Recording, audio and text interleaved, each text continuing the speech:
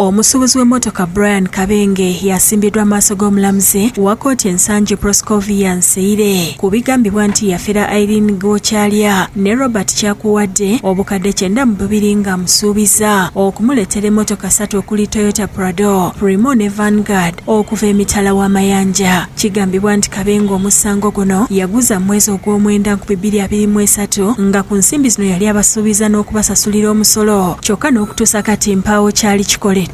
Omulamuzi Nseire amusomedde emisango gyonna wabula Kabenge tajeeganye. Olwo pulida we Derek Bazeketa n'asaba kkooti eyimbule omuntu we ng'esinziira kakalu kayo ku bassemateeka ekimuwa.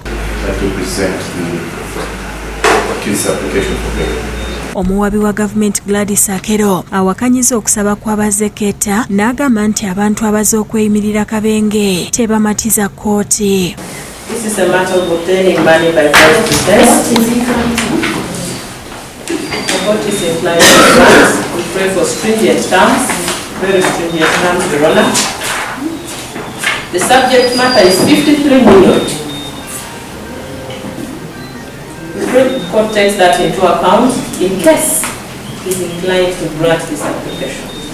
Oluvannyuma lw'okwekenneenya omulamuzi akkiriza okusaba kwa Bazeketa era n'ayimbulwa ku kakalu ka kkooti okulira omusango guno okuddamu nga 25 omwezi ogwokusatu omwaka guno. Oluvannyuma lwa kkooti twogedde ne Robert Kyakuwadde omu ku baaferebwa Kabenge nga tamatidde na bisaliddwawo kkooti. Ekinnenyamiza kkooti okumala okumanya nti omuntu bamwako ne poliisi bondi era n'adduka n'atadda kulipootinga poliisi.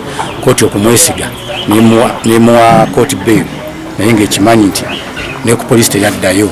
Bano era baagala omusango gwabwe gusindikibwe mu kkooti empigi kuba yabatwalako ssente zaabwe nnyingi. Kkooti nga bwesazeewo ketulinde bwe tunadda naye netutaddemu okujulira kwaffe ku Chief Magistrates Court empigi anytime tusuubira omusango okuva wano ogenda mu kkooti ya Chief Magistrate empigi.